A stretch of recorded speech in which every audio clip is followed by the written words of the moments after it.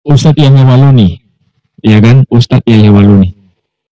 Saya pribadi, ketika melihat wafatnya Ustadz Yahya Waluni, bisa enggak saya pastikan bahwa beliau ini sudah pasti masuk surga?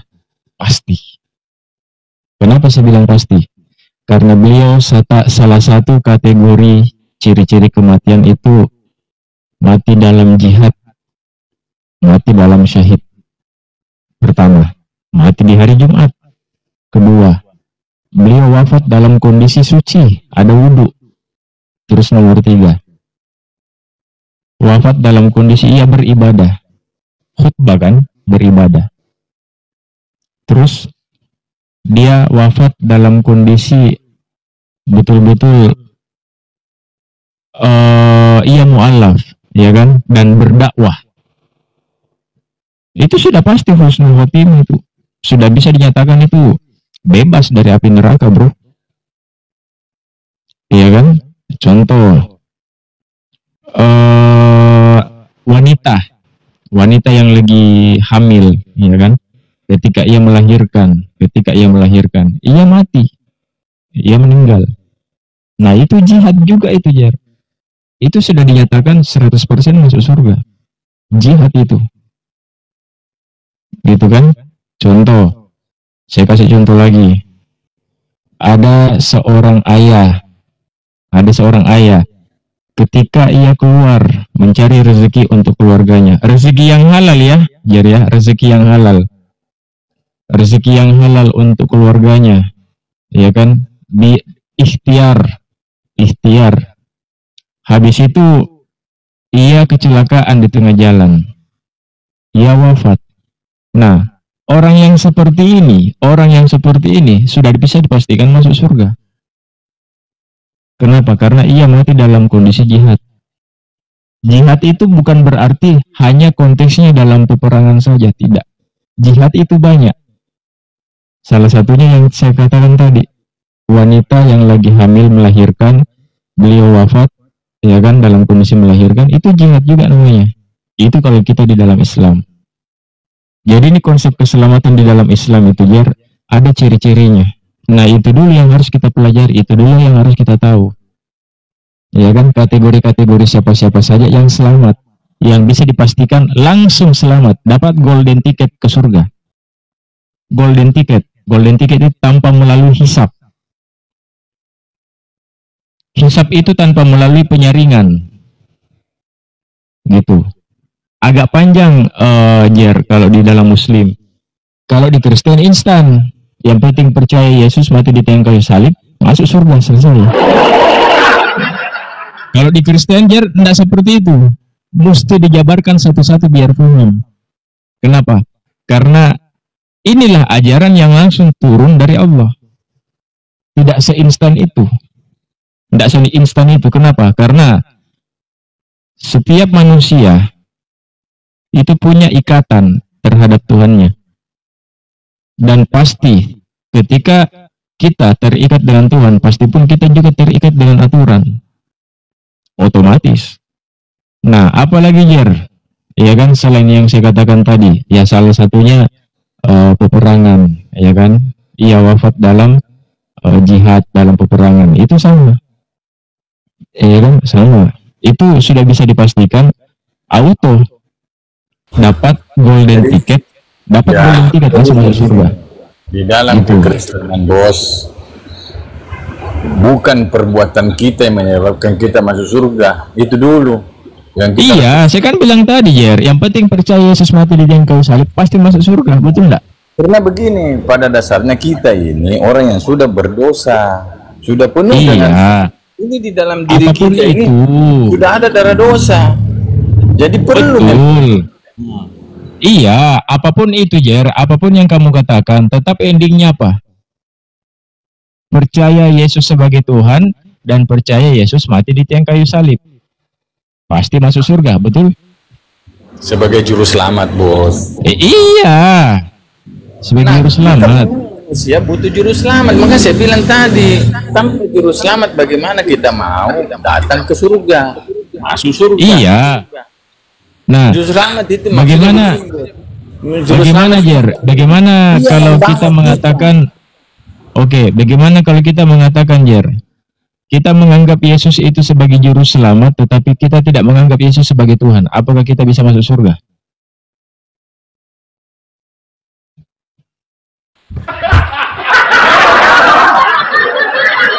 Itu sudah kesimpulan selamat dan Tuhan. Iya. Tidak ada lagi kontradiksi yang bilang dia bukan Tuhan. Kalau sudah bilang bukan Tuhan berarti sudah tidak percaya keselamatan yang Yesus bawa. Enggak, maksudnya gini, Jer. Saya percaya bahwa Yesus Kristus adalah juru selamat. Tetapi saya tidak percaya Yesus itu sebagai Tuhan. Nah, saya ini kategori masuk surga atau masuk neraka? Oke lah, saya kan bukan penentu surga dan neraka. Ya. Saya juga cuma saya percaya dia juru selamat, Jer. Saya percaya dia juru selamat, tapi saya tidak percaya dia adalah Tuhan. Tapi saya percaya dia adalah utusan dan juru selamat. Apakah saya masuk surga? Nah, itu makanya saya bilang berarti belum dalam pengetahuannya ini orang. Dia percaya juru selamat, tetapi kan di dalam kekristenan hanya Tuhan yang bisa menyelamatkan manusia. Hanya Tuhan yang bisa menyelamatkan manusia. Tanpa Tuhan kita tidak bisa selamat, bos. Makanya saya bilang kalau kita yang mau berjuang sendiri masuk surga itu kan itu yang dibilang mustahil, tidak mungkin sama sekali. Makanya kita butuh juru selamat. Juru selamat itu Tuhan sendiri yang menyelamatkan kita, bukan. Makanya ya dia datang sebagai manusia. Itulah jalannya manusia, dia disalib semua itu ya supaya kita masuk hidup tidak binasa, hidup kekal. Saya tidak mau bicara masalah penyaliban, Jer. Tidak mau bicara karena rokokku tinggal 1 bungkus masalahnya. Ya. 1 bungkus, Pak. Ya. Oh, memangnya kok langsung. Jer, bicara penyaliban itu rokok mesti stay 2 bungkus. Itu masalahnya. Tunggu dulu. Double itu. Nah, bukan itu hanya jadi problem juga, Jer. Bukan cuma itu yang jadi problem. Tidak, tunggu dulu, saya belum jelas ini keselamatan di dalam Islam loh. Masalahnya ini kopiku tinggal begini, Jer. Kopiku tinggal begini masalahnya. Nih, kopiku tinggal begini. Jadi kalau gua mau bahas Yohanes 1:1 sama penyaliban, janganlah lo. Jangan. Kopiku tinggal begini di sini, Jer. Oke, berarti gini, berarti saya mengambil kesimpulan di dalam kekristenan juru selamat adalah Tuhan sendiri yang menjadi manusia. Di dalam Islam, keselamatan itu perbuatan yang dinilai oleh Tuhan. Jadi perbuatan kita baik, pahala kita baik, itu yang menjadi belum tentu pahala, Jer. Untuk itu yang menyelamatkan. Terus bagaimana? Masalahnya gini, Jer. Kalau kita mengatakan bahwa pahala yang menyelamatkan kita, apakah kita sudah tahu bahwa perbuatan yang kita lakukan itu pahalanya diterima atau tidak? Oh, jadi sembari kita berusaha, keputusan tetap di tangan Tuhan. Makanya, Jer, saya jabarkan dulu yang tadi. Saya jabarkan. Sudah saya masuk media nuku pikiranku. Makanya saya ini belum fix. Itu kan saya ngambil kesimpulan tadi. Itu perjuangan keselamatan di dalam Kristen, manusia juga berjuang, tetapi Tuhan yang menentukan. Pembahasan bukan tadi baru 30%.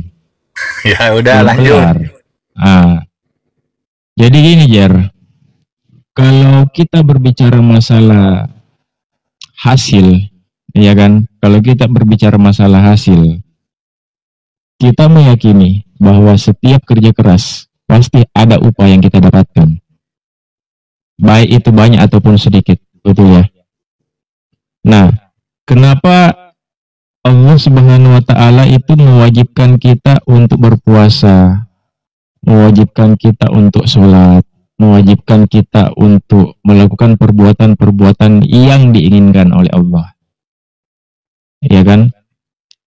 Kenapa? Kenapa Allah menyuruh kita seperti itu? Sedangkan ketika kita melakukan hal seperti itu, pahala kita belum tentu diterima.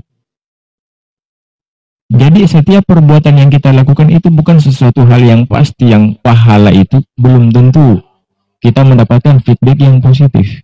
Belum tentu. Kenapa? Karena semua tergantung innama a'malu binniyat. Semua tergantung dari niat. Semua tergantung dari niat. Kalau niat kita di awal sudah tidak bagus, Bagaimana mungkin kita ingin mendapatkan balasan dari Allah itu berkali-kali lipat? Tidak mungkin. Tidak mungkin. Makanya Jer, kita pribadi ketika kita melakukan suatu hal kebaikan, ya kan? Ketika kita melakukan suatu perbuatan seperti kita sholat, ya kan? Apakah sholat ini kita pasti diterima? Belum tentu. Kita berpuasa, apakah pahala puasa kita diterima? Belum tentu. Kita bersedekah, apakah pahala sedekah kita diterima? Belum tentu. Ya kan? Tetapi di sisi lain, kenapa Allah menyuruh kita hal seperti itu? Kenapa? Tahu enggak alasannya apa? Karena Allah menginginkan bukan hasil. Jangan kau minta hasil. Tuhan tidak menginginkan, Tuhan tidak mau ketika kamu melakukan suatu perbuatan yang disuruh oleh Tuhanmu. Jangan kau pernah berharap masalah hasil. Kenapa? Karena hasil itu bukan urusanmu. Hasil itu bukan urusanmu, itu urusan saya. Kamu cukup beribadah saja kepadaku. Itu suatu bertanda bahwa kau itu tunduk, kau itu patuh. Kau itu bertuhan, kau itu berserah diri kepada saya. Masalah pahalamu saya terima atau tidak, itu urusan belakang, bukan urusanmu itu. Itu urusan saya. Sama seperti ketika kita bekerja. Ketika kita kerja, ya kan, ketika kita kerja keras. Begitu banyak orang di luar sana kerja keras, tapi kenapa tidak sukses-sukses? Tetapi ada juga orang tidak terlalu kerja keras, tapi suksesnya bukan main. Ada seperti itu, ada banyak, ya kan? Bukan masalah hasil, bukan masalah kerja, bukan masalah ketika kau kerja hasil besar atau hasil kecil, bukan itu yang dinilai, bukan itu. Yang paling penting ketika kamu bekerja, yang kita inginkan adalah ikhtiarnya. Allah Subhanahu wa Ta'ala tidak menilai dari hasil yang kau dapatkan, bukan itu. Bukan hasil, tetapi apa? Ikhtiarnya yang penting. Ikhtiar. Allah menilai ikhtiar yang kita lakukan. Ketika kita sholat, itu ikhtiar. Ketika kita beribadah, itu ikhtiar. Ketika kita bekerja, itu ikhtiar. Kita saja makan, Jer. Kita saja butuh makan, harus kerja. Logika sederhana, Jer. Kita saja ingin mendapatkan uang, harus kerja. Tidak ada yang instan di dunia ini. Masuk kerja saya tidak perlu cari-cari sendiri. Karena makanya dengar dulu penjelasanku yang dinilai. Makanya dengar dulu penjelasanku biar paham. Dengar dulu. Matius, kamu noise. Kita saja bekerja, Jer. Kita saja untuk mendapatkan hasil, ya kan? Itu kita harus ikhtiar. Matius, mute dulu. Aduh. Noise. Saya kalau begini harus konsentrasi dulu. Kita saja, Jer, untuk mendapatkan hasil harus kerja. Untuk mendapatkan uang harus kerja. Tidak ada di dunia ini sesuatu yang kita dapatkan hanya sekedar duduk-duduk, langsung tiba-tiba orang kaya, selesai. Gak ada. Tiba-tiba orang duduk-duduk langsung kaya raya. Tidak ada. Nonsen. Semua butuh proses. Ada orang lahir dalam kondisi keluarga yang miskin. Tiba-tiba di awal-awal dia betul-betul merangkak dari bawah. Merangkak dari bawah, Jer. Merangkak dari bawah. Iya kan, susah-susah dan segala macam. Pungut-pungut. Ya kan? Botol dan segala macam, sampah bekas dan lain-lain. Habis itu kerja banting tulang pagi, siang, sore, malam. Pergi pagi, kerja pagi. Hanya untuk apa? Hanya untuk mengais rezeki. Ini aja konsep keselamatan dalam beragama, itu cerminannya kita setiap hari apa yang kita lakukan. Kalau kita mau melihat contoh cerminan keselamatan kita terhadap Tuhan sesuai dengan apa yang kita inginkan, semua manusia mau selamat. Itu contohnya di mana? Cerminannya di mana? Cerminannya di kehidupan kita. Cerminannya di kehidupan kita, Jer. Kita mau mendapatkan, kita mau memiliki kehidupan yang luar biasa. Ya kan? Kita mau bebas uang, bebas waktu, bebas pikiran.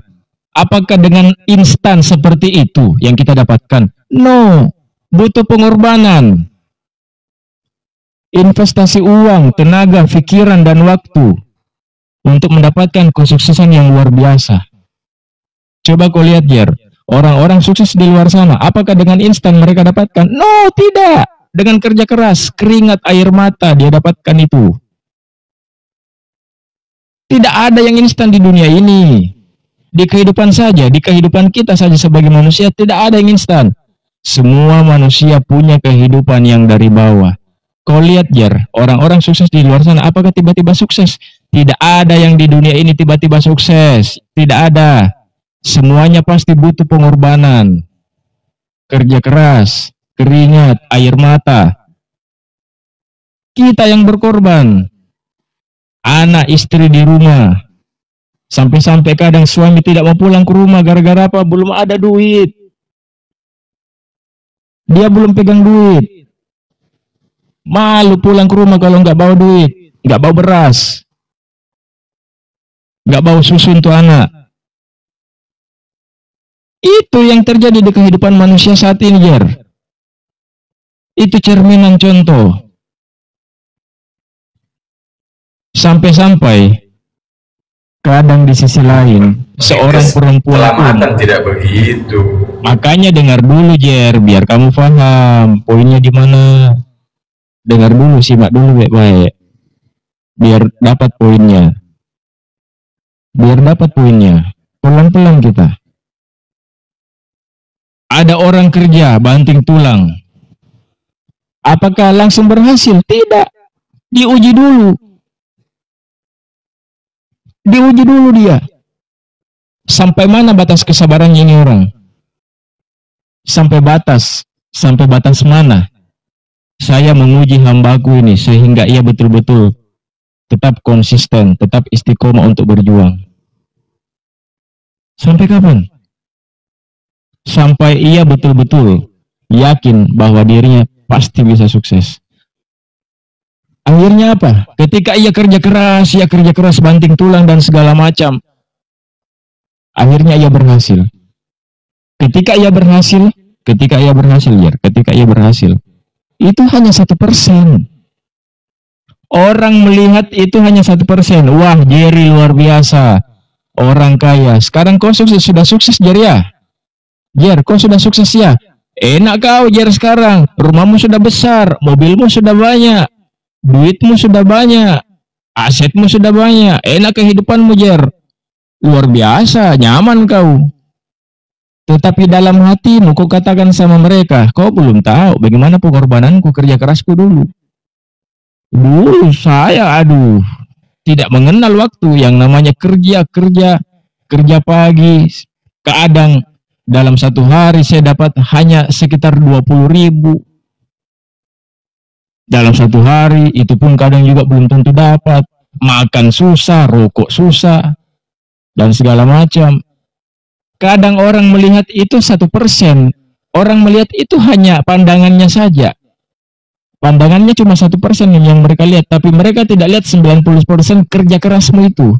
Orang tidak lihat kerja kerasmu. Ketika kau sukses, Jer, ketika kau berhasil, apakah orang lihat kerja kerasmu? No, tidak. Yang mereka lihat itu cuma hasilnya. Cuma hasil yang mereka orang lihat.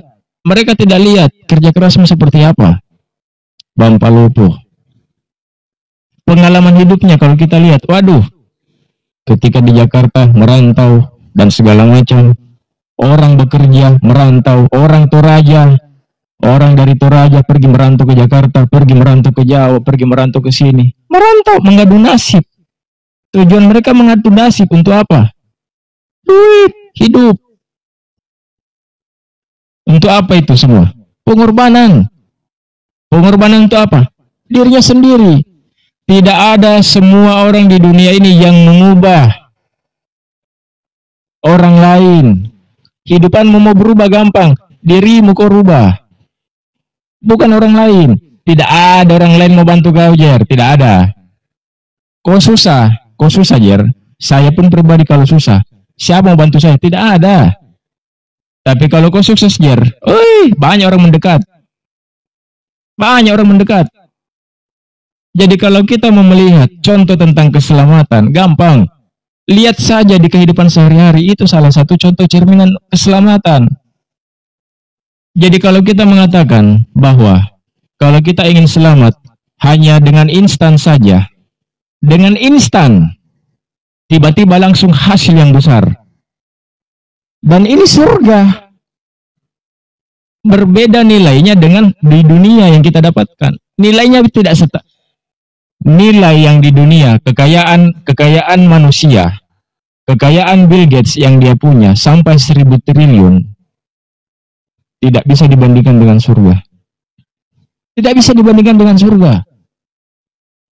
Tidak bisa. Orang saja Jer untuk mendapatkan kesuksesan yang besar.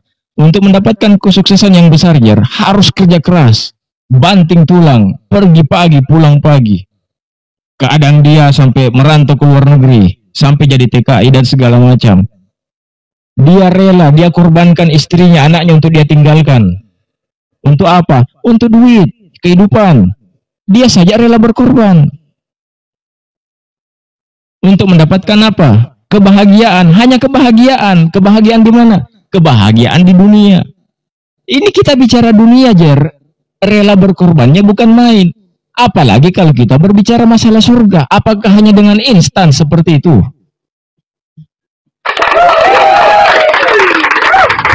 Dalam Tuhan Yesus itu surga gratis, bro.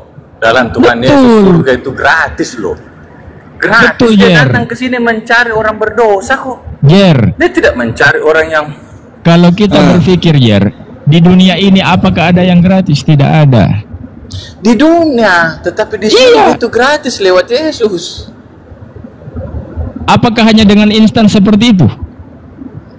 Ya tidak, bukan dalam arti begini loh. Kalau saya sudah diselamatkan berarti saya hiduplah. Saya kalau hiduplah, memang seperti itu saya Jer, bukan itu. Gini Jer, penilaiannya. Saya luruskan cara berpikirmu Jer. Saya luruskan cara berpikirmu. Ketika kita ingin mendapatkan keselamatan dunia dan di akhirat, ya kan? Ketika kita ingin mendapatkan keselamatan di dunia dan di akhirat, ya kan? Di surga, apa yang kita lakukan? Kita sebagai manusia, pengorbanan apa yang kita lakukan selama ini kita hidup hanya untuk mendapatkan kenikmatan yang kekal tanpa melakukan apa-apa. Kita bicara dunia aja dulu. Kita tidak ngapa-ngapain, ya kan? Kita hidup di dunia ini tidak ngapa-ngapain. Enggak ngapa-ngapain, enggak kerja, enggak ngapa-ngapain, pokoknya ya tidur-tidur aja dan segala macam. Tiba-tiba saya ini Jer, contoh, saya ini Jer. Saya enggak ngapa-ngapain, cuma di rumah saja kerjaku, tidur terus, main game, tidur, main game, tidur, main game. Ya kan, enggak ngapa-ngapain, makan tidur. Habis itu duduk nonton TV dan segala macam, enggak kerja, enggak ngapa-ngapain dan segala macam. Tiba-tiba ada ketuk-ketuk pintu. Tok. Siapa? Saya Tuhan. Oh Tuhan, silakan masuk. Kenapa Tuhan? Kebetulan ini saya bawa uang 10 triliun. Ini, selamat kau jadi orang kaya. Apakah seperti itu?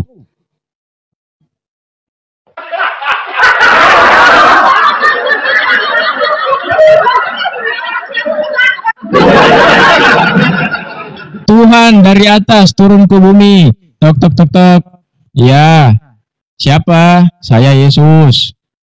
Ada perlu apa? Saya kebetulan datang turun ke dunia ini. Ngapain? Menebus dosa kalian. Dengan cara apa? Disalib. Terus, kau percaya saya disalib? Tuhan kau akan selamat. Tuhan selamat datang di surga. Seperti itu. Tuhan tidak datang seperti Anda katakan bawa 10 triliun. Bukan itu yang Tuhan datang Makanya ke kita dunia. compare dulu, contohnya di dunia, kita saja di dunia Jer, untuk mendapatkan hasil yang besar, untuk mendapatkan hasil yang besar kita melakukan pengorbanan yang besar tidak? Wah, wajib kalau Wajib kita tidak? mencari nafkah. Wajib tidak? Nah, Wajib berusaha keras. berusaha keras. Ini saja Jer, ini saja dunia saja kita mendapatkan suatu kenikmatan yang luar biasa. Kita harus bekerja keras, berkorban. Ini baru dunia. Dunia ini ada dunia ini bisa dihitung nilainya. Bisa dihitung nilainya, Jer. Bisa dihitung. Kita bandingkan, kita compare dunia dengan surga. Surga ada enggak nilainya?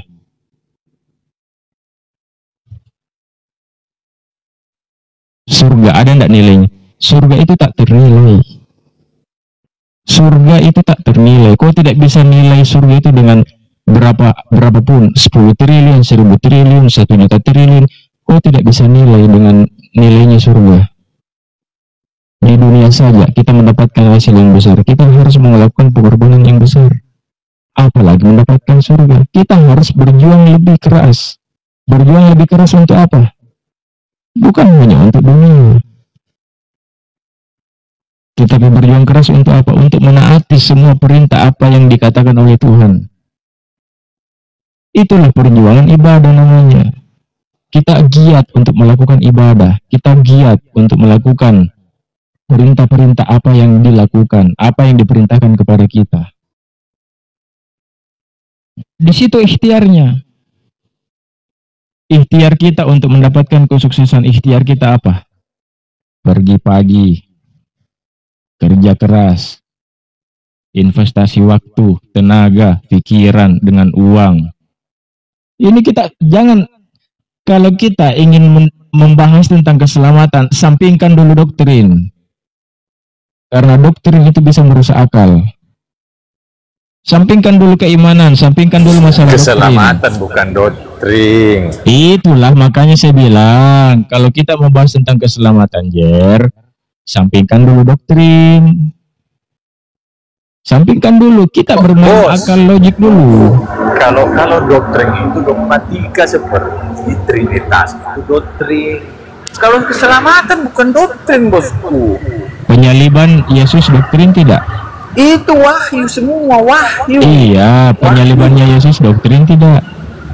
Itu bukan doktrin, itu memang itu yang Tuhan kerjakan. Kalau doktrin Trinitas, bosku. Trinitas itu disebut doktrin. Doktrin itu, Jer. Trinitas itu dogma, pengajaran. Fondasi kekristenan itu ada di dogmanya, yaitu apa? Pengajarannya apa? Trinitas. Dogmatika diajarkan kepada manusia itu namanya doktrin. Jer, gini Jer, saya jelaskan. Saya kasih pemahaman. Oke, saya kasih pemahaman, Jer, saya kasih pemahaman. Ini kita pelan-pelan. Pemahaman tentang doktrin, di mana ketika kita di waktu kecil, ya kan, contoh saya punya anak kecil ini, saya tanya, nak, Tuhan kita Yesus ya, Tuhan kita Yesus nak, Yesus itu pengorbanannya luar biasa nak, sampai ia mengorbankan dirinya untuk mati di tiang kayu salib nak. Itulah Tuhan kita nak, disalib untuk menebus apa? Untuk menebus dosa kita nak. Itulah Tuhan kami. Setiap hari kau tanamkan itu dalam sama anakmu, itu jadi doktrin langsung. Iya. Betul atau tidak? Betul atau tidak? Tapi alasnya, dasarnya bukan doktrin, bukan dogmatika. Saya kasih contoh, Jer. Yesus Kristus disalib. Tunggu dulu, bos. Kasih kesempatan saya. Bahwa Yesus Kristus disalib, menyelamatkan manusia, mengorbankan nyawanya. Itu bukan dogma, bukan doktrin. Itu wahyu. Bagi Kristen itu wahyu namanya. Kalau makanya saya bilang, kalau doktrin, dogmatika itu Trinitas, Kristologi sudah jadi ide. Jer, Saya punya anak kecil. Saya punya anak. Saya tanamkan kepada anak saya. Nak, ini patung di depan kita, ini Tuhan kita. Gara-gara ini patung, nak, saya sembah. Kehidupan kita berubah. Kehidupan ayah berubah, nak. Gara-gara ini patung, saya sembah ini patung dan segala macam. Itu saya tanamkan doktrin di kepalanya anak saya, bahwa Tuhan ini bisa, patung ini bisa merubah kehidupanku. Saya bisa sukses gara-gara apa? Gara-gara ini patung. Tiap pagi saya sembah, tiap pagi saya sembah. Saya sembah di depan patung, saya sembah di depan patung. Akhirnya apa? Anakku menuhankan apa? Patung. Itulah doktrin. Tapi itu perbuatan manusia, bukan perbuatan Tuhan. Kalau perbuatan Tuhan, makanya saya bilang kalau Tuhan yang itulah yang namanya doktrin, Jer. Yang namanya doktrin. Yang doktrin namanya kan penanaman ide-ide kita tanamkan di doktrin itu pengajaran manusia atau langsung datang dari Tuhan. Itu doktrin dari manusia, Pak. Sudah selesai. Ya, tetapi itu manusia yang membuat ide itu. Kalau keselamatan dari Tuhan memang wahyu namanya, bosku, bukan doktrin bagi saya, ya. Oke. Bukan doktrin. Oke, menurut kamu, Jer? Kepercayaan iman itu, bos. Oke, menurut kamu, Jer, Trinitas itu doktrin atau bukan? Itu dogmatika, doktrin. Oke, doktrin toh? Doktrin toh? Dogmatika, ya. Oke. Doktrin itu yang doktrin Trinitas, Tritunggal itu yang nyusun konsepnya siapa? Bapak-bapak gereja. Oke, Bapak gereja. Apakah konsep Trinitas itu sesuai dengan fakta? Sesuai dengan fakta apa yang ciri-ciri. Oke. Bagaimana caranya Bapak gereja bisa menyusun konsep ketuhanan? Ciri-ciri. Dia susun. Ini, Jar, kita pelan-pelan. Contoh toh, dia mengambil. Oke, lanjut aja dulu baru masuk. Dia mengambil keputusan Trinitas itu bahwa pada waktu Yesus dibaptis ada suara dari surga, ada Roh Kudus seperti burung merpati, ada anak Tuhan itu Yesus. Jadi ciri-cirinya orang bisa menyusun itu doktrin, itu dogmatika. Oke, saya masuk ya. Tritunggal. Oke, saya masuk ya. Kalau kita mengatakan doktrin itu adalah konsep, yang menyusun konsep itu adalah manusia, gitu kan? Apakah ketika manusia itu menyusun konsep yang namanya Trinitas atau Tritunggal, apakah sejalan dengan konsep yang sebenar-benarnya bahwa Tuhan itu adalah konsepnya Trinitas? Sejalan. Apa? Sejalan. Enggak, ini kita bukan berbicara sejalan. Ini kita berbicara apa? Sejalan. Tidak? Sesuai. Oke. Kalau kita mengatakan sesuai, kita bedah. Yang penting satu, ketika saya bedah jangan kau kabur. Yang kaburin kerja, bro. Ini jangan kerja dulu, jangan kerja. Ini masalah Tuhan ini, jangan kerja. Ini keselamatan ini, ada pitopiku lagi. Jer, kenapa kau takut, Jer, dengan kerja? Sudah masuk surga, pasti. Mau kau masuk neraka ya? Wilayah kerja. Jangan mau kau, pasti gajian. Itu sekuler kerja. Jangan mau kerja, pasti gajian. Jangan kerja. Pasti gajian. Jangan mau kerja. Lagi mau keluar, bosan. Jangan mau bekerja, kan pasti gajian. Sama jadi, jangan mau berbuat baik, pasti kau masuk surga. Sama gitu. Jangan mau kerja. Memang tanpa saya berbuat baik, saya masuk surga. Ya jangan mau kerja baik, supaya kau dapat gaji. Saya akui, tanpa saya berbuat baik, saya akan masuk surga. Ya jangan mau kerja baik. Nggak dapat gaji kerja bulan. Kristen. Tanpa saya berbuat baik, masuk surga. Jangan mau kerja, kenapa juga gaji tiap bulan? Jangan mau kerja.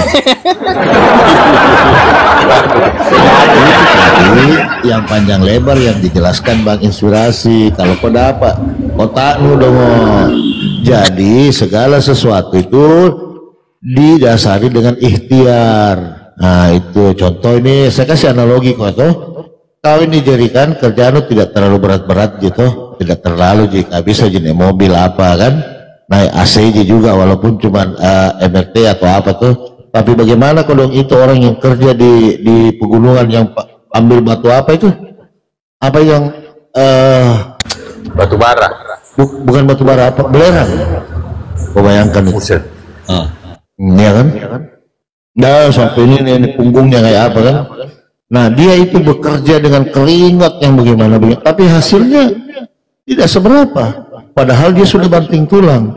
Nah Tuhan itu tidak menilai dari hasil yang kamu dapatkan, tetapi seberapa ikhtiar kamu melakukan pekerjaan itu. Begitu. Sudah sama dengan konsep Kristen Anda cerita. Tidak dinilai daripada dia punya kerjaan, perbuatan. Tapi keringat orang tahu. Wajar ini keringat karena sudah dibilang dari dulu.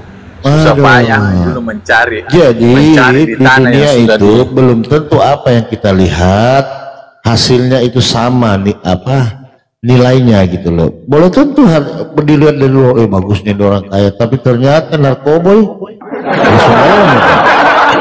Tapi ada orang yang biasa tahu saja, tapi dia hasilnya itulah tadi saya bilang Bang Palopo. Ini saya kasih contoh tadi, mungkin tadi kita sudah masih ingat. Yeah. Saya ini, ya kan, nggak ada kerjaku, ya toh. Ini contoh gini. Contoh gini. Saya ini tidak ada kerjaku ini, ya toh. Tiap hari kegiatanku apa? Makan tidur, main game. Tidak ada aku kerja.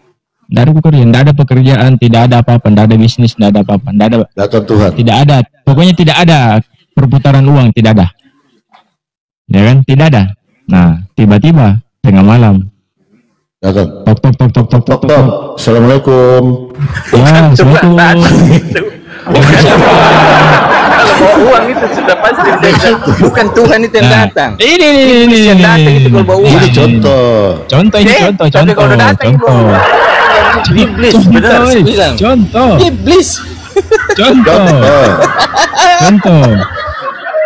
Ya. Contoh. Tok. Siapa? Assalamualaikum. Saya Tuhan. Oh Tuhan. Oh ya silakan masuk Tuhan.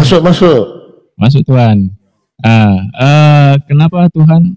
Oh saya ini datang turun dari atas ingin memberikan Anda uang 1.000 triliun. Selamat Anda orang kaya. Bukan Tuhan. Terima kasih Tuhan.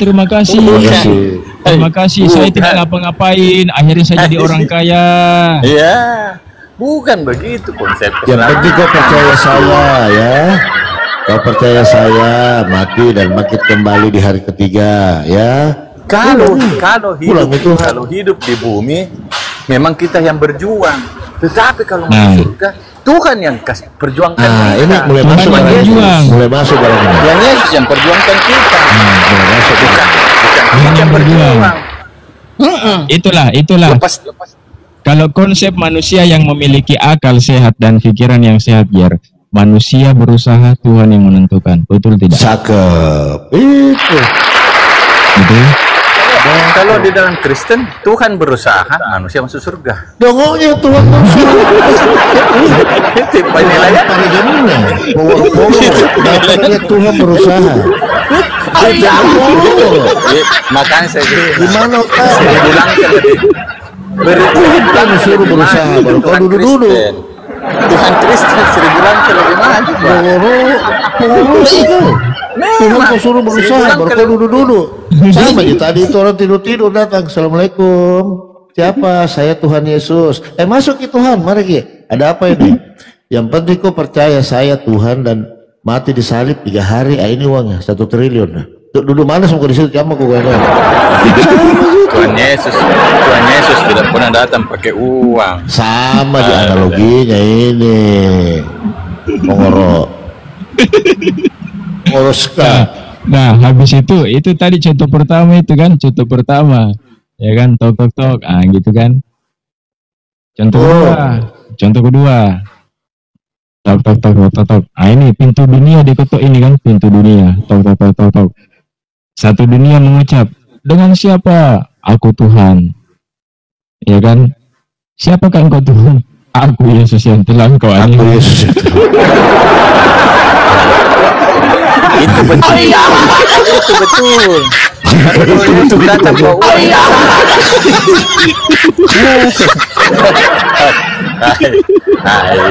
Tapi kalau dia bilang begini, contoh begini ya, contoh analogi. Sabar kau dulu. Kontradiksi analogimu. Sabar dulu. Dia datang subuh tuh, mau salat subuh. Ketuk dia, tok tok, assalamualaikum. Jawab Jerry, oh iya, shalom, katakan. Siapa? Saya Tuhan Yesus. Tuhan, masuk. Kenapa? Iya, apa dia bilang? Oh kita kayak itu Tuhan. Iya, saya yang apa dia bilang Paulus? Saya yang kau percaya disalib.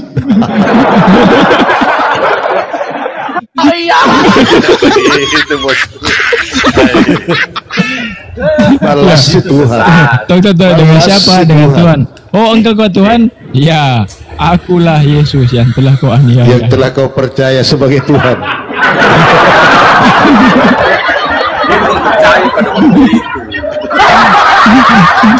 Balas si anak-anak.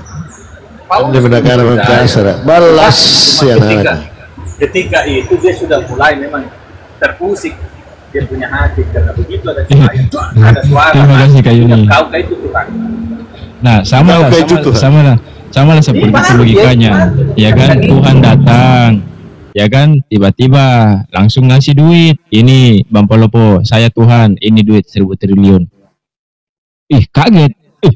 Ya Tuhan, terima kasih kau telah memberikan saya rezeki. Padahal dia tidak ngapa-ngapain. Kerja tidur, Yesus. Kerja, makan tidur, main game, makan tidur, main game, ngopi, makan tidur, main game, ngopi, tiap hari begitu dari kerjanya, pengangguran pokoknya. Ya kan? Tiba-tiba datang Tuhan turun dari langit. Tok. Dengan siapa? Assalamualaikum. Dengan siapa? Paket. Dengan siapa? Oh, saya Tuhan. Oh iya Tuhan. Masuk Tuhan. Oh ya, ada apa Tuhan? Oh ya, kamu kan selama ini percaya kepada saya. Iya Tuhan, saya percaya. Percaya nggak saya Tuhan? Oh, saya percaya. Oke. Kalau karena kamu sudah percaya saya ini adalah Tuhan, selamat. Ini uang 1000 triliun saya akan berikan sama kamu. Terima kasih Tuhan. Terima kasih kau telah berikan saya rezeki. Kamu berikan saya rezeki. Kamu berikan saya berkah, barokah dan hadiah dan segala macam bla bla bla. Terima kasih Tuhan. Terima kasih. Sudah. Habis itu dongeng. Nah, sama kayak gitu juga. Ya sama, jika itu dongeng berarti dongeng. Keselamatan Oke, teman-teman. Berarti Jerry sudah mengakui bahwa itu adalah dongeng. Udah selesai. Sampai ke Waalaikumsalam. Tok.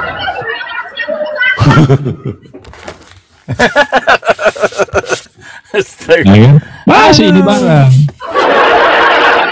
Nggak jauh. Atau saya kau agreni di bawah dialog yang tidak mendidik. Jangan mau di sini. Susahnya deh. Kalau tidak mendidik jauh-jauh mau. Nah, sama seperti begini Bang Polopo. Nanti kita lanjut lagi. Nah, sama seperti kayak begini Bang Polopo. Ya kan? Saya ini Kristen, ya kan? Tidak ngapa-ngapain. Tidak ibadah, tidak puasa, makan B2, apa segala macam. Pokoknya bebas, tidak ada aturan. Ya kan? Pokoknya ngapa-ngapain. Ya kan? Tidak ada mau ini, bebas semuanya. Pokoknya semua di dunia ini halal. Ya kan? Tidak ada yang haram, pokoknya halal semua. mau jahat, mau ini, pokoknya semuanya. Ngutang kau dulu sama pendeta mah. Nah, habis itu tidak lama kemudian Jerry turun. Nah, kan apa aku bilang? Bunda naik, dia turun, tersinggung kali Bunda. Kalau tadi suka mau ngutang di pendetamu 200. Nah, habis itu tidak lama kemudian turun, ya kan? Tok tok tok tok tok. Siapa? Oh, Tuhan Yesus. Oh, ya astaga, Tuhan Yesus. Aduh, Tuhan Yesus, selama ini aku memuja kamu, aku mempercayai kamu sebagai juru selamat, aku mempercayai kamu bahwa dengan dosa-dosa kami ditebus dengan darahmu, 3 hari 3 malam kau mati dan bangkit, dan kau disalib. Terima kasih Tuhan Yesus. Karena kau percaya saya adalah Tuhan Yesus, dan kau percaya bahwa si ini adalah juru selamat, dosamu ku ampuni. Terima kasih Tuhan Yesus. Padahal sih tidak ngapain. Instan.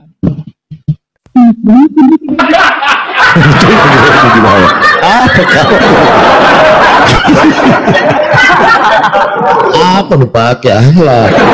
Bicara akhlak di sini.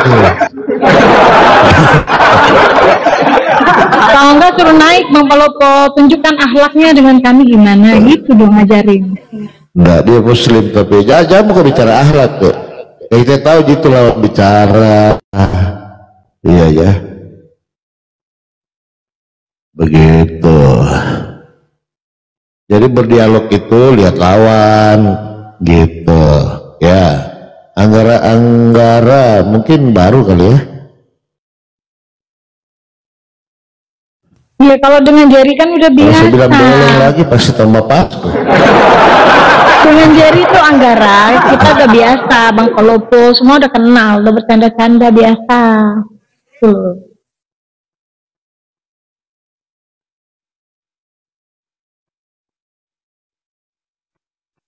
Iya.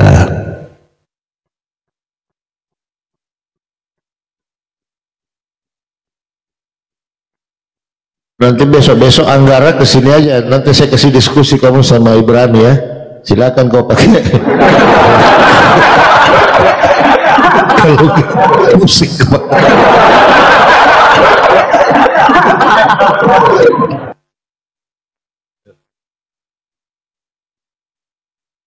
Dua N artinya tak terhitung ya. Tak terhitung, sekarang gini, pada saat penciptaan ya, bahwa Hawa kalau kepada Adam diciptakan dari debu tanah. Terus setelah terbentuk gambar Adam dari debu tanah, setelah terbentuk, terus Tuhan pencipta menghembuskan napasnya kepada hidungnya Adam. Jadilah rohnya Adam, itu kepada Adam, kepada manusia. Pada perjanjian lama Adam gak pernah disebut Adam. Adam disebutnya manusia.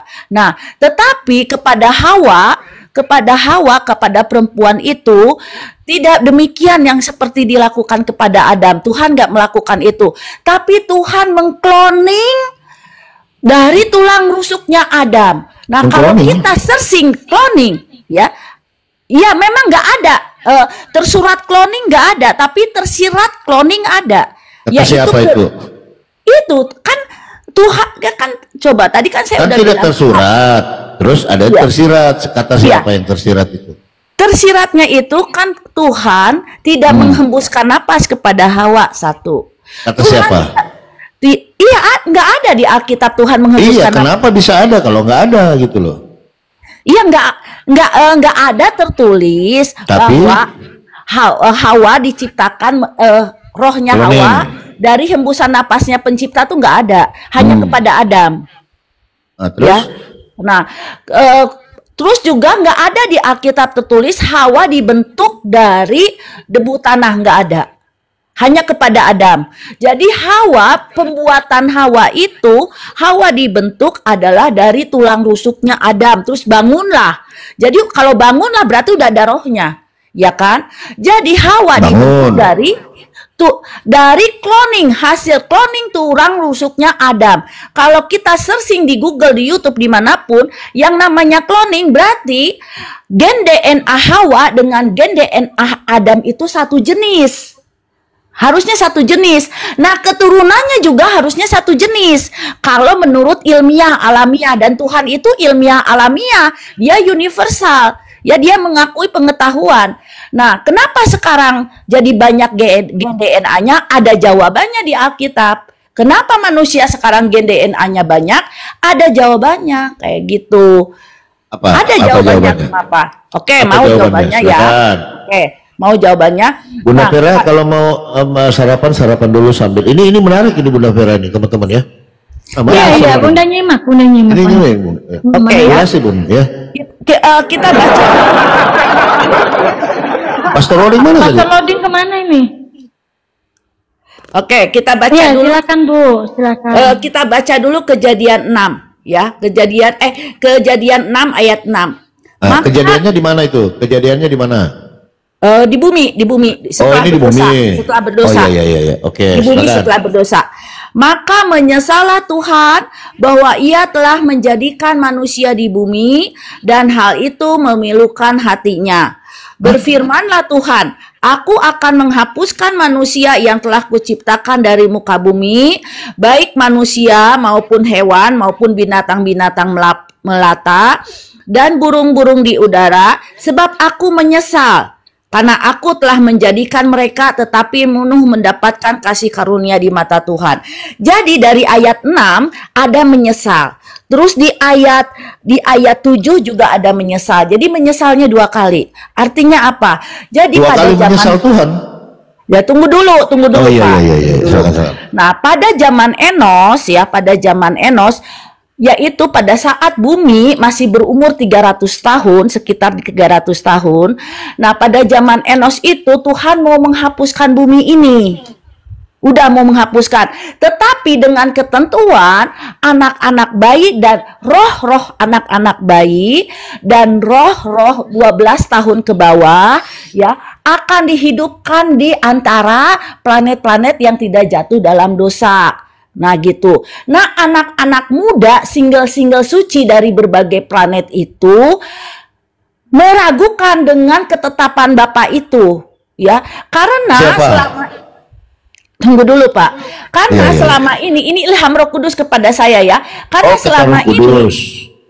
selama ini tidak pernah ada pernikahan antar planet walaupun teknologi mereka 99 kali lebih canggih dari kita. Berkunjung antar planet itu seperti semudah kita mengunjungi Indomaret, tapi mereka tetap setia kepada aturan Adamnya masing-masing, menikah dengan yang sepadan, termasuk sepadan sosial budaya, artinya menikah dengan yang satu planet.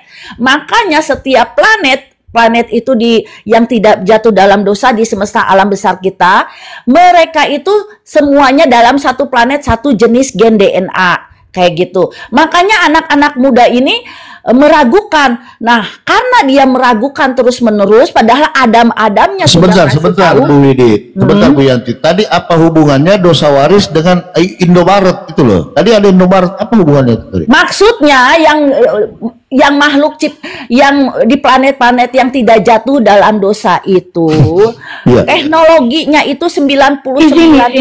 Emang ada tertulis itu di Bibelnya, Bu? Indomaret. Masalah planet dan Indomaret ada? Iya. Maksudnya mudah. Oh, ini asumsinya Ibu gitu. Bukan, saya dapat mimpi hidup gitu. Oh, mimpi Bang Kolopo. Iya, pas mimpi hidup dia. Makanya Bunda bingung, kayaknya Bunda baca buku nggak ada loh Indomaret sama itu. Saya itu. Makanya saya nanya juga tadi Pastor Loading. Gini, ada hubungan apa Indomaret dengan dosa waris gitu loh. Ilham Roh Kudus kepada saya itu ilham Roh Kudus lewat mimpi gitu ya Bu. Salah satunya mimpi hidup. Oh ya udah. Oke, lanjut kita dengar. Apanya yang hidup? Mimpi hidup tuh beda dengan mimpi biasa ya Pak. Maksudnya? Jadi, ya beda lah Pak, beda, nggak bisa bedanya di mana? Setahu saya mimpi hidup mimpi basah. Oh iya, oke, silakan. Itu lain yang hidup Bang Kolopo. Ya, beda ya Bu ya. Ilham Roh Kudus kepada saya itu Oh iya. melalui Lanjut, Bu, salah lanjut, satunya melalui mimpi hidup. Tapi Bu izin ya, biar nggak kemana-mana. Coba tadi kita kan lagi bahas Adam dan Hawa itu. Sesuai Iya. dengan di Alkitab Kejadian kan? Iya, Nah. ya saya kan mau menceritakan kenapa banyak gen DNA itu. Oh gitu. Oke Iya. lanjut. Ini menarik Ya, ini, ya. menarik ini. Ya. Ya, lanjut. Nah, udah Ini baru gitu. dapat saya ilmu ini. Nah, tunggu dulu. Udah gitu, single-single suci yang ada di berbagai planet itu, dia meragukan terus, padahal Adam-Adamnya sudah setuju gitu ya kan, bahwa roh-roh manusia yang di bumi ini, yaitu bayi-bayi, roh-roh bayi-bayi dan roh-roh yang 12 tahun ke bawah akan dihidupkan di planet-planet lainnya tuh Adam-Adamnya udah pada setuju. Nah, tetapi single-single ini malah meragukan dan malah membuka. Ya malah dia mempunyai ada enggak semuanya. Ada yang punya inisiatif untuk menikah dengan manusia bumi. Karena izin lagi Bunda motong, maaf. Jadi Ya. ini biar kita dapat poinnya. Berarti Ibu menceritakan tentang ada kehidupan di planet lain gitu ya? iya. Oh, ada. oke. Biar paham kita gitu loh. Oh, ceritanya iya, kemana? iya. Ini Oke, menarik, lanjut. ini menarik, ini menarik. Menarik. Lanjut. Ya, makanya ditulis di Kejadian berapa pada zaman Enos orang mulai memanggil nama Tuhan. Ini kan kejadiannya pada zaman Enos ya. Pada zaman sebelum air bah kan orang hidup tuh 900 tahun, 800 tahun semuanya kayak gitu ya kan. Nah ini pada zaman Enos ini ada yang di planet-planet suci itu, di single-single suci dari berbagai planet itu. Nah, itu ada yang mau menikahi manusia bumi. Kenapa bumi ini mau dihancurkan? Mungkin alien ya. Tunggu dulu Pak. Kenapa Iya, bumi iya. ini mau dihancurkan pada zaman Enos? Karena manusia bumi ini pada zaman dulu tidak memenuhi syarat dan ketentuan untuk lahirnya juru selamat, tidak memenuhi syarat. Ya, untuk lahirnya juru selamat itu tidak memenuhi syarat dan ketentuan. Makanya mau siapa itu? dimusnahkan. Kata Ya siapa? inilah ilham Roh Kudus kepada saya, makanya Oh, kata Roh menyesal. Kudus. Jadi ini kata Ibu Papa Lepo. Oh, bukan lewat kata Roh mimpi. Kudus. Ya, ilham Ibu. Roh Kudus kepada saya. Nah, kan kata Oh, Ibu. iya. Bukan Ini kata saya, menarik kata ini. ilham Roh Kudus kepada saya. Oh, kata ilham ya. Nah, oleh karena itu, karena tidak layak lahirnya juru selamat, karena pada zaman Enos kita buka ayatnya kalau nggak salah Kejadian 5 deh. Kejadian 5 deh. Pada zaman Enos orang baru mulai memanggil nama Tuhan ya. Tunggu sebentar dulu di mana ini ayatnya ya. Jadi pada zaman Enos orang baru mulai manggil nama Tuhan, awalnya enggak. Ya, nah oleh karena itu, nah orang-orang single suci ini ada yang punya inisiatif untuk menikahi planet bumi. Nah mereka membuka jaringan sosmed. Oh, Karena udah ada jaringan sosmed. sosmed, udah ada jaringan internet Udah ada sosmed. Oh, ini sebelum menarik ini air ya. bah, Pak, main sebelum TikTok ya waktu itu emang main TikTok ya Bu. sebelum air bah, teknologi itu 20 kali lebih canggih dari sekarang. Sudah ada. Sebelum air bah. Waduh, sudah ada 20 TikTok, kali Bunda. lebih canggih dari Iya, udah sekarang. canggih. Udah 20 Ya, kali ini lebih canggih. menarik Karena ini loh. kenapa? Karena kekayaan alam sebelum air bah itu dibandingkan dengan kekayaan alam sekarang ini, kekayaan alam sebelum air bah itu bagaikan kalau kita makan masih sepiring nasi penuh. Nah, kekayaan alam sesudah air bah bagaikan kalau kita udah makan tinggal Apa hubungannya remeh-remehnya. Enox dengan sepiring nasi gitu loh? Maksudnya gini loh Pak, kekayaan Iya. alamnya diperumpamakan, digambarkan, dideskripsikan ya. Perbandingan antara kekayaan alam sebelum air bah dan sesudah air bah adalah kekayaan alam sebelum air bah adalah sepiring nasi yang masih penuh. Nah, sedangkan Sepiring nasi kekayaan yang masih penuh. dengan lauk pauknya. Oh, Sedangkan penuh kekayaan lauk pauk. alam setelah air bah bagaikan kalau kita sudah makan tinggal sisa remeh-remehnya. Kesatu itu. Kedua, umurnya pada zaman sebelum air bah bisa 900 tahun, artinya kemuliaan mereka jauh lebih tinggi daripada kemuliaan sekarang. Karena umur orang sekarang 70 tahun juga udah sakit-sakitan. Artinya itu. Jadi dengan kemuliaan otaknya, kemuliaan fisiknya, kemuliaan rohnya yang jauh lebih tinggi, ke satu, dan kedua dengan kekayaan alam yang masih banyak ya, sehingga membuat mereka teknologinya 20 kali lebih canggih dari sekarang. Oh, kayak gitu. Berarti sudah ada Android ini zaman Bang itu. Koloko. Bang, Sudah ada Android kita, ya? kita balik ke dosa waris deh. Nah, hubungannya iya, dengan cerita itu, kejauhan. ke dosa waris gimana? Coba kita pengen tahu. Sesuai Ya, dengan mereka- apa yang ada di Bible deh. Biar enak kita bisa buka data gitu loh, Bu. Iya kan tadi udah dibacakan tadi ya, berpeluh, ya kan? Setelah Adam dan Hawa jatuh dalam dosa, jadi ada berpeluh.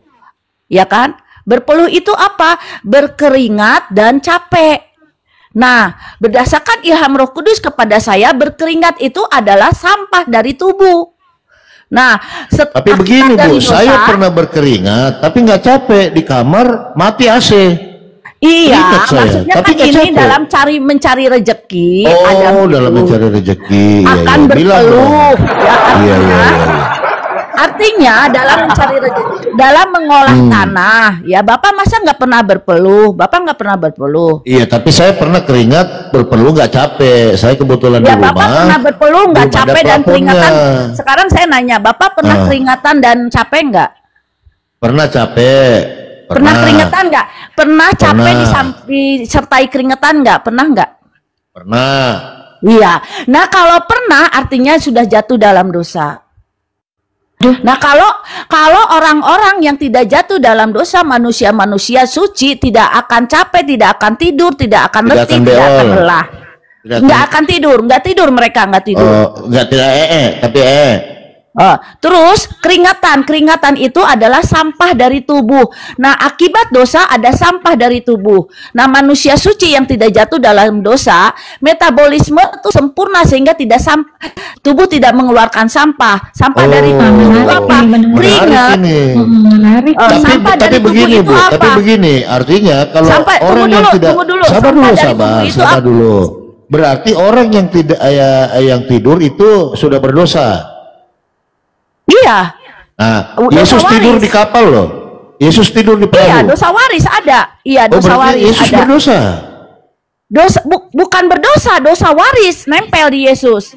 Oh, Semua nempel. yang lahir dari Iya, iya, ibu, ini menarik, ini dengar menarik. Pak, Lanjut. bayi yang meninggal, bayi bisanya lahir nih, bayi lahir terus meninggal ya umur 10 hari atau berapa hari meninggal, itu tetap ikut dosa waris. Bayi kan nggak berdosa, dia akan menjadi umat tebusan bertubuh malaikat suci. Kalau semua bayi yang meninggal akan siapapun agamanya, dia akan menjadi umat tebusan bertubuh malaikat suci.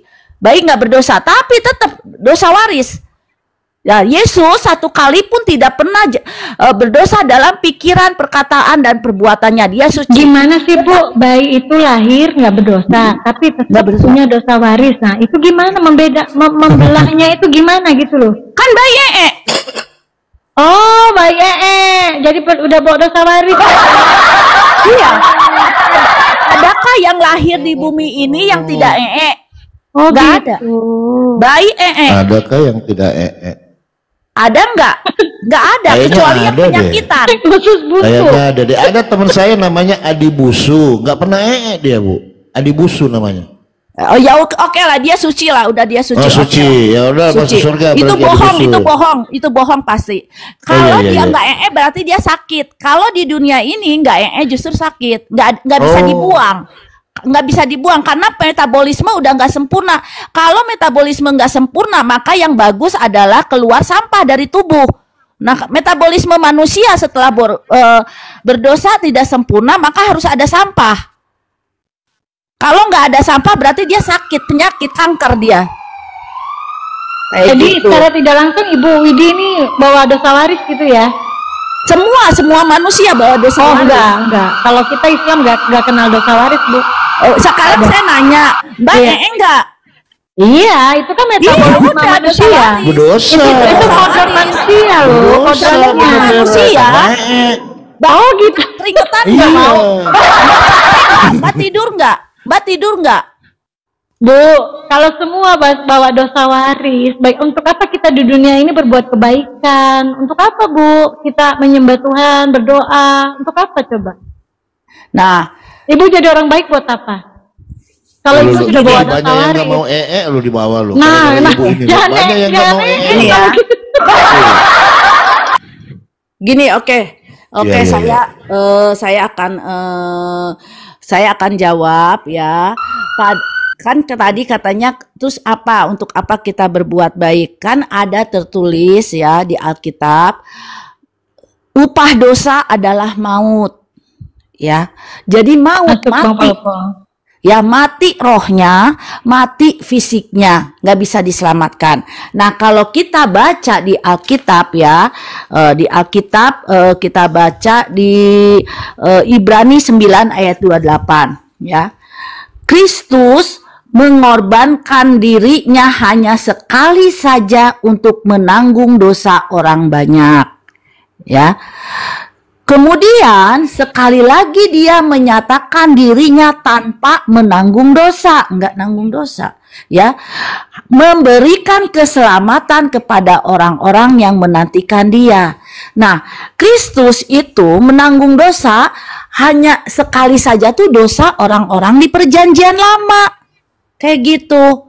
Nah, orang-orang di perjanjian lama, rohnya semuanya itu dibangkitkan. Makanya pada saat Yesus bangkit dan pada saat Yesus mati, ada kuburan yang terbuka. Ada kuburan yang terbuka, ya kan? Nah, mereka itu keluar naik ke atas bersama roh Tuhan yang keluar dari Yesus. Makanya Yesus berkata, "Allahku, Allahku, mengapa engkau meninggalkan aku?" Itu Nah, kayak gitu. sebelum bangkit, Bu, dia bilang begitu. Iya, pada saat disalib, pada saat mati kan roh Tuhan keluar pada saat Yesus belum meninggal, roh Tuhan keluar. Yesus berkata, "Allahku, Allahku, mengapa engkau meninggalkan aku?" Nah, roh Tuhan keluar itu bersama banyak kuburan yang terbuka, bersama roh-roh yang naik ke atas, umat tebusan naik ke atas kayak gitu. Nah, ditinggalkan rohnya. Sabar dulu, Bu, sabar. Tunggu dulu. Itu Izin orang yang Bang Palpo, bangkit. Bunda sakit perut, Bunda parfumnya Iya. mau ke belakang dulu ya. Iya. Jadi gini, Bu, itu orang-orang setelah kebangkitan, bukan waktu kematian. Kematian juga, Pak. Kematian dan kebangkitan dua-duanya ada. Waktu Yesus Dua mati kali. ada yang bangkit. Iya, waktu Yesus mati ada yang itu waktu Terus? nah itu kan naik ke atas. Ah. Nah udah pada saat ditinggalkan rohnya Yesus ditinggalkan, yang Yesus bilang, "Bapa, permuliakanlah aku sebagaimana kemuliaan yang kumiliki sebelum dunia ini ada." Ya, jadi kemuliaan rohnya Yesus yang kemuliaan awal itulah yang ditinggalkan di tubuh Yesus. Kayak gitu. Makanya Yesus disebut, yang tersalib itu disebut anak domba. Kayak gitu. Nah, udah Yesus tunggu anak ya. domba. Itu kan simbol, Pak. Simbol. Simbol. Masa Yesus anak domba, Pak? Lah, Ibu yang bilang kok, bukan saya. Ya itu kan simbol. Bapak kan bisa berpikir. Oh, iya. Kayak gitu, ya. Nah itu setelah itu, karena pemerintahan teokrasi sudah gagal di bumi ini, maka Paulus kan berkata bahwa pada saat kepada nenek moyang kita, maksudnya di perjanjian lama, Allah berbicara melalui para nabi. Sedangkan sekarang Allah berbicara melalui Roh Kristus. Artinya di zaman perjanjian lama itu, bantuan Roh Kudus berupa roh hikmat itu hanya diberikan kepada para nabi dan para rasul. 95% orang belum mendapatkan bantuan Roh Kudus berupa roh hikmat.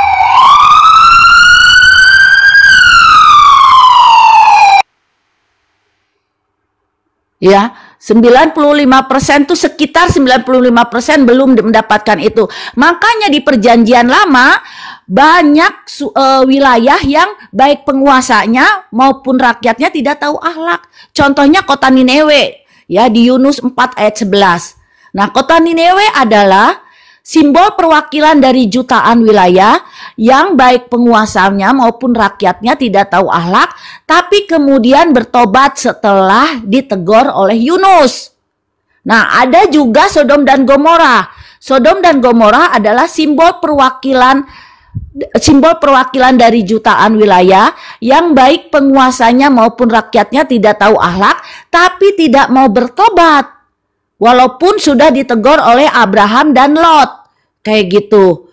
Nah, makanya pada zaman dulu itu kalau orang punya kekuasaan, punya nama, punya modal dan sebagainya, punya pengaruh yang kuat, mereka itu bisa kalau benci ke orang dikulitin orang nggak apa-apa dan ditonton rame-rame dan itu hiburan. Itu di perjanjian lama tuh kayak gitu. Itu mimpi hidup saya kayak gitu, Pak. Ngeri banget. Berapa lama Ibu mimpi, Bu? Berapa mimpi lama? Mimpi hidup. Iya, mimpi hidup berapa lama? Ya bervariasi, kadang hanya hitung detik, kadang hitung menit. Ya, tunggu, kita lanjutkan ya. Nah, iya, Bu, lanjutkan, silakan. Pada zaman perjanjian baru karena pemerintahan teokrasi sudah gagal di bumi ini sejak tahun 600 sebelum Masehi ya, sudah gagal pemerintahan teokrasi, maka setelah Pentakosta semua manusia dikasih bantuan Roh Kudus berupa roh hikmat. Udah kembali, udah buang dosa waris. Apa itu? Apa tadi? Pentakosta maksudnya? Pentakosta. Setelah Pentakosta. Saya pikir Pentakosta. Iya, lanjut. Setelah Pentakosta, semua manusia baik Israel, non-Israel, semua tidak pandang agama, tidak pandang ideologi, tidak pandang negara, semua dikasih bantuan Roh Kudus berupa roh hikmat itu. Sehingga karena pemerintahan teokrasi sudah gagal di bumi ini, maka penilaian rohani itu sejak tahun 31 Masehi sampai kiamat adalah berdasarkan roh hikmat atau akal budi dan nurani yang secara umum orang tahu. Secara umum, bukan Kristen tahu, bukan Buddha, Hindu tahu, bukan Katolik tahu, semua tahu. Secara umum, ateis juga tahu kayak gitu. Makanya sebelum 2024 ada cara mencari gimana cara mencarinya tahun 2024, nubuatan 2024 Masehi ada di Facebook saya ya. Oh iya. Ya. Oh, di TV Ibu ini Ibu yang siapa itu kan? Yang biasa buka komal juga kan? Iya. Ibu siapa? Iya Bu. Ya. Ini yang pengen saya tanya. Itu kira-kira sudah berapa lama dapat gejala-gejala seperti ini? Ya, maksudnya mimpi. Ya, gejala-gejala seperti ini udah berapa lama Ibu itu? Ya, saya dibaptis Roh Kudus aja lah ya patokannya ya. Dibaptis Roh Kudus itu sejak sekitar 15 tahun yang lalu. Tetapi 15 tahun yang lalu. Ya, dibiarkan begitu berkeliaran. Maksudnya? Kok dibiarkan Roh Kudusnya itu maksudnya Roh Kudusnya itu 15 tahun itu sampai sekarang Ibu bertemu terus. Ya. Nah, oke, kita teruskan aja ya, Pak ya. Iya. Nah, kita teruskan aja lah. Nah, makanya sejak tahun 31 Masehi sampai kiamat itu ya, tadi nubuatan 2024. Nah, seorang ateis yang tidak percaya adanya pencipta ya, kalau dia meninggalnya sebelum 2024, kalau dia kecenderungan Tuhan hanya minta kecenderungan ya, kecenderungannya melakukan kemanusiaan yang adil dan beradab, maka dia walaupun sampai detik-detik kematiannya tidak percaya adanya pencipta, maka dia akan menjadi umat tebusan bertubuh manusia tanpa alat-alat reproduksi, yaitu nanti dibaptis Roh Kudusnya nanti setelah akhirat. Kayak gitu. Sampai ke Pancasila ya Bu ya? Artinya memanusiakan manusia lah gitulah Pak. Iya. Nah, nanti dibaptis Roh Kudusnya setelah akhirat nanti. Nah, kita umat tebusan yang dijemput oleh Yesus pada saat Yesus datang di awan-awan, hanya kita yang sudah dibaptis Roh.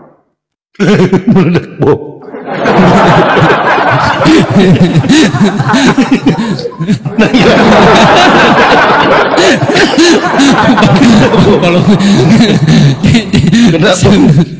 Naik lagi Bu. Aduh, salah tadi. Naik lagi Bu. Sorry Bu. Bluetooth disconnected. Kenapa? Naik lagi Bu. Naik lagi Bu, naik. Bukan dikit Bu, jatuh tadi. Sabar Bu, naik lagi ya. Iya, naik lagi. Sorry Bu, tadi saya aktifkan YouTube YouTube ya. Lanjut lagi Bu, lanjut. Menarik nih. Oke ya, saya lanjutkan lagi ya. Nah makanya sebelum 2024 nanti kalau ada ateis ya yang mati sebelum 2024, kalau ada ateis yang mati dan dia tidak percaya adanya pencipta, kalau dia kecenderungannya memanusiakan manusia atau kemanusiaan yang adil dan beradab, maka dia ada kemungkinan besar malahan kalau kecenderungannya gitu ya. Nah dia di akhirat nanti dibaptis Roh Kudusnya di akhirat nanti harus menjalankan dulu disiplin tongkat besi gitu. Nah setelah selesai disiplin tongkat besi antara sehari dengan 33 tahun dikondisikan dengan dosanya masing-masing. Setelah selesai menjalankan disiplin tongkat besi baru dibaptis Roh Kudus. Makanya kata Yesus, tidak ada satu orang pun yang kepada Bapa kalau tidak melalui aku. Karena apa? Satu, itu kan roh hikmat, itu roh Kristus. Semua orang di perjanjian baru dikasih roh hikmat. Tadi tongkat besi Bu, tongkat besi dari apa itu? Maksudnya disiplin tongkat besi itu maksudnya disiplin lah, ya. Disiplin yang keras, maksudnya kayak gitu. Kiasan, kata-kata kiasan. Kiasan. Biar yang di bawah juga kan menyimak, di bawah kan ini kan menyimak biar bagus Bu ya. Disiplin tongkat besi itu adalah kiasan, artinya disiplin yang keras, di mana sifat dari disiplin tongkat besi itu nangis, sedih, lapar. Yang kata Yesus, berkatakan Yesus gini. Sabar Bu, Ibu, bentar saya izin potong sebentar Bu, biar jangan terlalu panjang, saya izin potong. Ketika Ibu bersaksi begini sudah beberapa gereja pendeta yang usir Ibu Bu? Kalau di gereja Advent ya saya diusir, makanya saya nggak. Diusir. Saya bukan diusir, saya gini Pak, saya tidak ngomong di gereja, tidak, saya hanya kasih kayak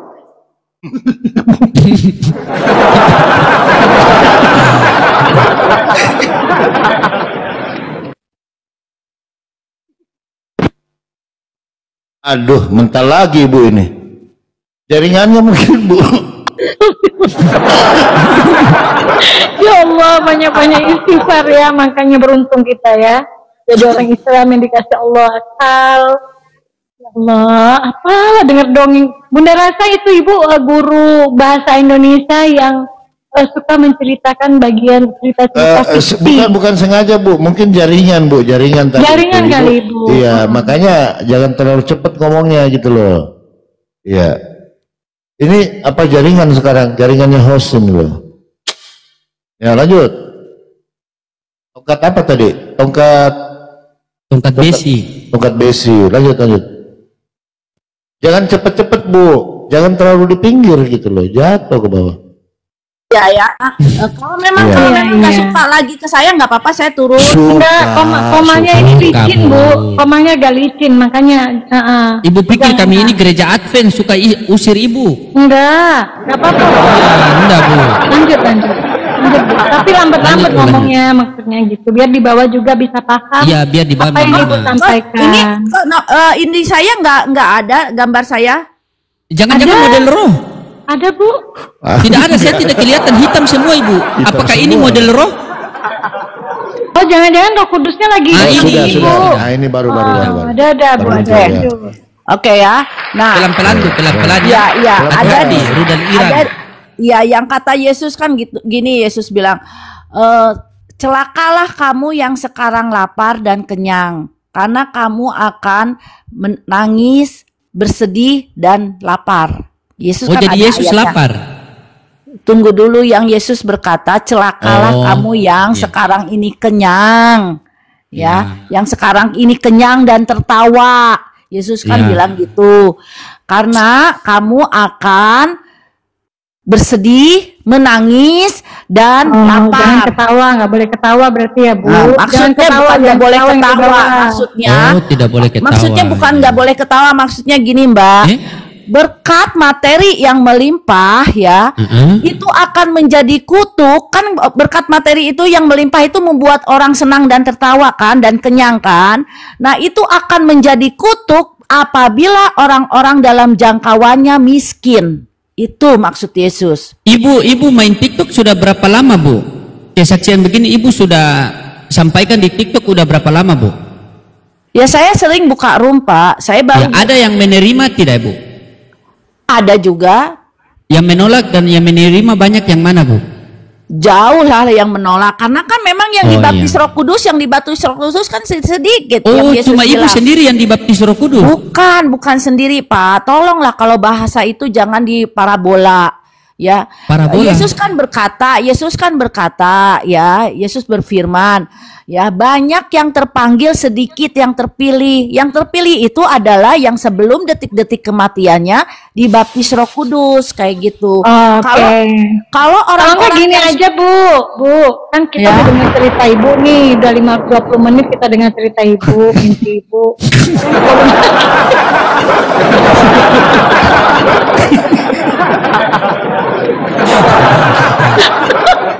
Ya Allah. Semua ada tadi dia. Pokoknya dari Ada Indomaret semua. sampai parabola.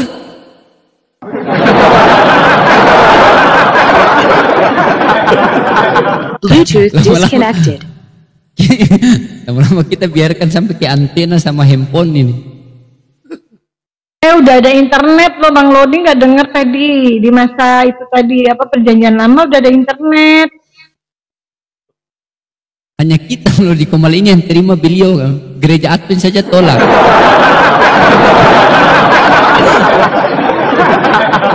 Dia pernah cerita itu diikutin pendeta ke kamar mandi.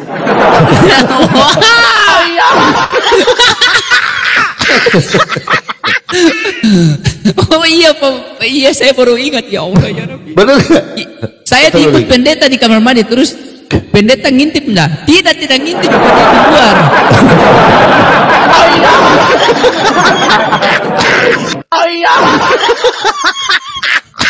Imajinasinya tinggi banget ya Bang Palopo. Mabolem dia, Bu. Halo, Mabolem. halo. Halo Bunda. Sampai ke parabola tadi, ya Allah ya Rabbi. Itu bagus kasih naik di komannya Pak Bom sama Torosoki, suruh beliau bersaksi di situ. Langsung diblokir permanen itu.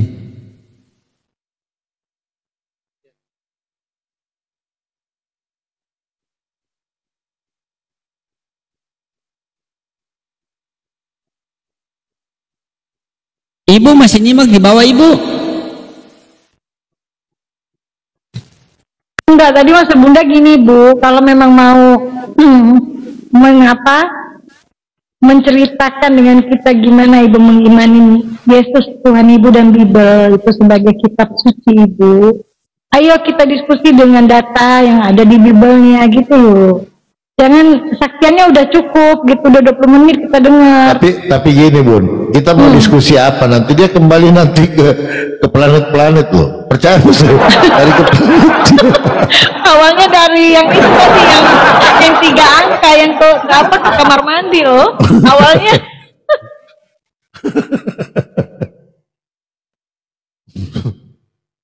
Gara-gara dosa waris orang